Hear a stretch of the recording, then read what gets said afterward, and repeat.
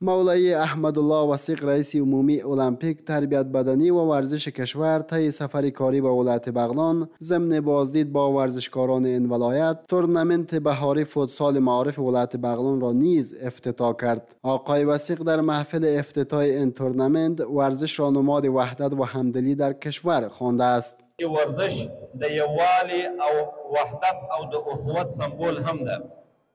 د ورزش له لارې به موږ دنیا ته او خپل ټولنې ته دا پیغام ورکوو چې د افغانستان ملت او ملتونه ټول یو دي او ټول په یوه غږ باندې او په یوه قومنده باندې او په یوه امر باندې کار کوي.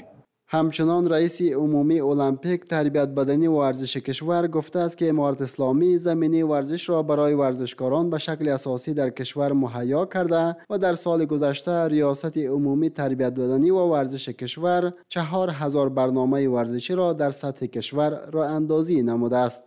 الحمدلله د اسلامي امارت پر راتګ سره د ښه امنیت لوجې موږ اوس توانېدلي یو د هېواد په هره برخه کې په ولایتونو کې د ولایتو په مرکزونو کې په ولسوالیو کې په لرې پرتو قریجاتو کې د ورزش نمایندګۍ لرو د ورزش څانګې لرو هلته ورزش ترسره کېږي.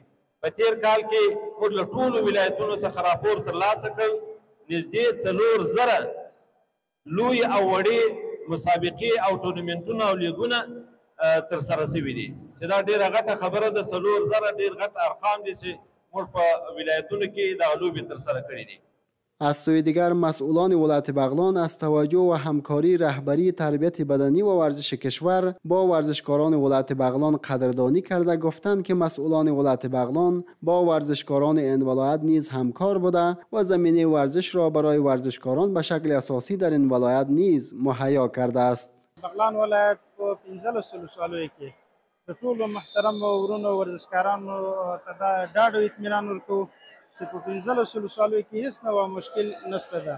امنیت 100% تامین ده او انشاءالله موږ په خدمت کې موږ هم بغلان کې سریرس فعال فدراسیونونه لرو.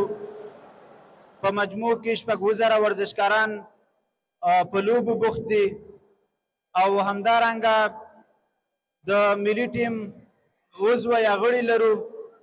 در همین حال ورزشکاران ولایت بغلان میگویند که با حاکمیت امارت اسلامی توجه بیشتر به ورزش شده و ورزشکاران در فضای امن مسابقاتشان را در مرکز و ولسوالی‌های این ولایت برگزار میکنند. ما بسیار خوش هستیم از امارت اسلامی و میخواهیم و بر ما که میدان مهیا کرده تا فوتسال کنیم تا فوتبال کنیم. در گذشته مشکلات زیاد بود و فی الحال راحت شدیم از وقتی که تمام چیز بر ما مهیا شده. گفتنی است که آمریت تربیت بدنی و ورزش ولایت بغلان در سال گذشته دهها برنامه ورزشی را در مرکز و ولسوالی‌های این ولایت راه اندازی کرده و ورزشکاران این ولایت در مسابقات ملی و بین المللی خوب درخشیدند، قهرمانی‌ها و مدال‌های را نیز کسب کردند.